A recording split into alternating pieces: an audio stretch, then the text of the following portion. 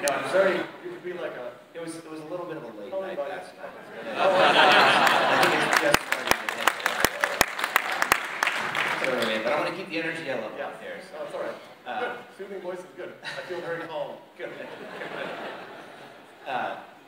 So the research that we've done recently shows that, you know, people really think about email and fans and followers differently, right? And the experience that people have on Twitter is very different than the experience that they have on Facebook. And they use them for different reasons. And I gotta imagine that, you know, one of your favorite things to, you know, one of your favorite questions from the press and from pundits is, you know, what about Facebook? And how do you compare? Yeah, that's right after. When is the IPO? Right. That's the two questions. That was actually usually my next camera question. in my face. Well, when is the IPO? Right. Well, we don't really think about that. So I think there are a few things I would say that are very, very different about Twitter and Facebook. First of all, as I mentioned earlier at the top of my talk, when events happen in the real world, they happen digitally on Twitter. Twitter is this real-time information marketplace. It's like where life happens digitally, right? The Chile earthquake, the Haiti earthquake, not just earthquakes, the Super Bowl, right?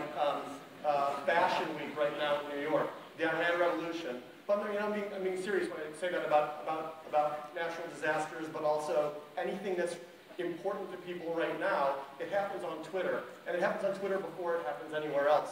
And so that's very, very different than, you know, here are these pictures we took last night, or here are some pictures from the birthday party last week, or XYZ. And I think it's a combination of that real-time, real-time element of here's what's going on in life right now, and then the asymmetry of the follow-follower graph. So there's a very big difference in the way you communicate with people, I think, when I'm a friend of yours and you're a friend of mine, and you know, I follow the San Francisco Giants, but they don't follow me.